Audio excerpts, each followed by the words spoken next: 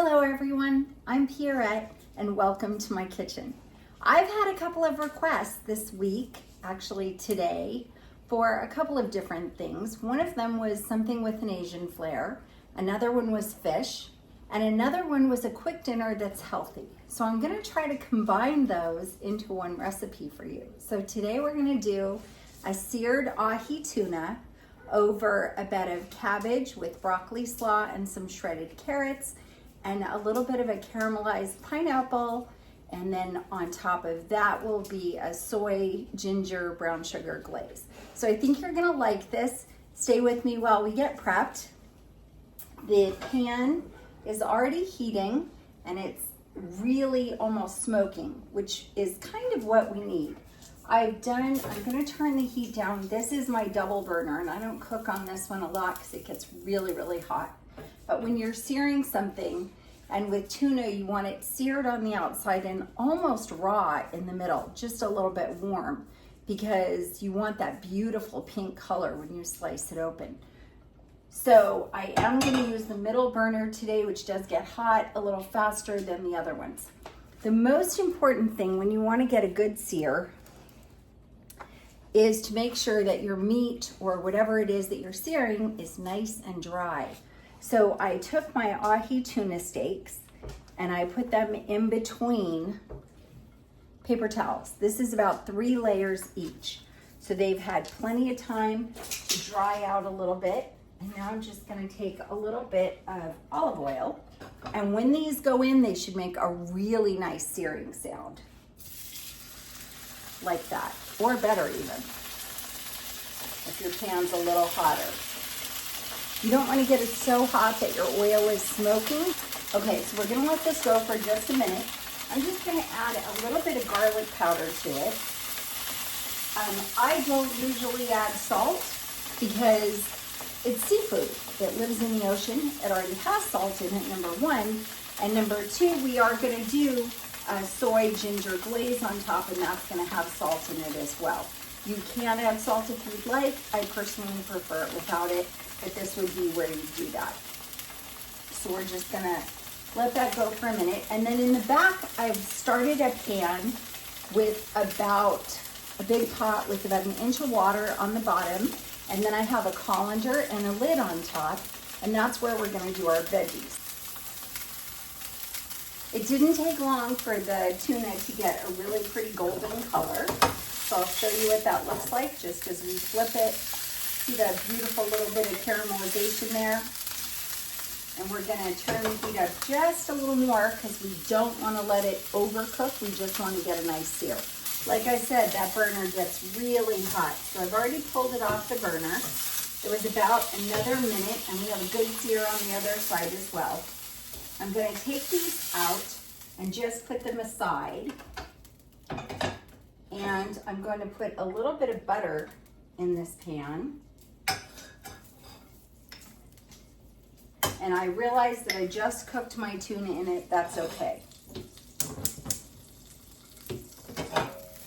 So we'll swirl our butter around. And we're going to do a really pretty piece of pineapple to go on top of or with our tuna. So I'm going to drop the pineapple in. 3 slices, about 3/8 of an inch thick. I'm doing 3 because I want one for myself to snack on. But I only have 2 pieces of tuna, so I really only need 2 slices, or 1 per person, 1 per serving. And I'm barely sprinkling about a 1/2 teaspoon or less of brown sugar on the top of these. And again, this flame just gets so hot on that double burner. I may have to switch it. I think I'm going to do that. I'm going to put them over here. It's okay if these take a little bit of time to cook. That doesn't matter. But we don't want them to take so long to cook that our tuna gets too cold. So we got to work a little bit fast. So I'm going to add my cabbage. That's about 2 cups of cabbage. And I have about a cup of broccoli slaw, if you're not familiar. This is a great accompaniment. It's like the stems of the broccoli, which is still full of nutrition, and they slice them up into little julienne pieces and throw some carrots in there. We're gonna add a little bit more carrot than that because we want that extra color. So I'm gonna take probably about a half a cup, sprinkle that on top. And these are just shredded carrots. I'm gonna put the lid on. We're gonna crank that up because we want it to steam. Actually, we'll put that one in the middle. So we're gonna move the steaming, now that it's nice and warm, to the middle and cook those veggies up pretty quickly. And then we're gonna flip over our pineapple, which has been cooking in the butter and brown sugar.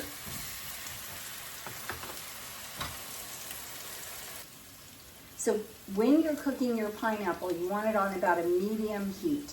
You don't want to let it get so hot that you burn the brown sugar that's cooking the caramel. That'll give an acrid taste to your food. You want a really luscious, yummy flavor to the pineapple. You want it a little bit cooked and softened, but you want it to bring out the natural juices of the pineapple that are going to complement all of the other flavors that we're doing, the ginger, the saltiness of the soy sauce, and all of that. I pulled out our pineapple. It was all ready to go, and I'll show you what that looks like in a minute. But for right now, I'm going to take these. This is in place of soy sauce. Not everyone likes soy sauce. Some people can't have it because there's too much sodium and your doctor won't let you. Coconut Aminos are a great alternative, and they have a similar taste to soy sauce. Not exactly the same, but they work for this beautifully. So that was about a quarter cup, and I poured it in there. We're gonna take just about a tablespoon, rounded tablespoon of brown sugar.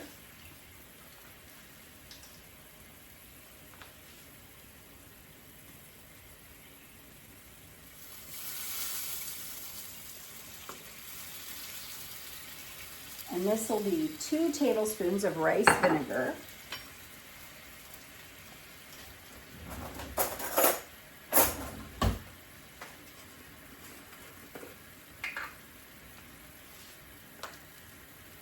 I'm going to do about a half a teaspoon of garlic powder.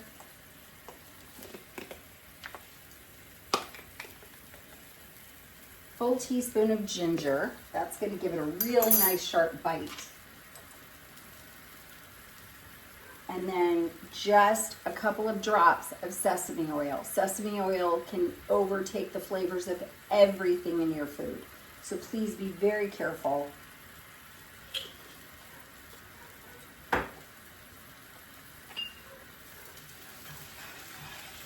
We're going to give this a little stir and see how that tastes. Now, I very deliberately cooked it in the same pan as our tuna fish and our pineapple because I wanted it to get all of those flavors in the sauce.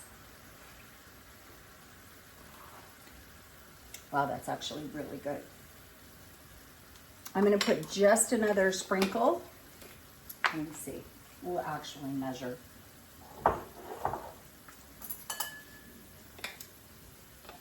Another half teaspoon of ginger and a little bit more garlic. So that ends up being about 1 full teaspoon of garlic and 1.5 teaspoons of ginger.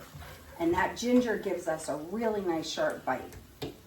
Now, if your sauce gets too thick, you can thin it out with a little bit of pineapple juice or water.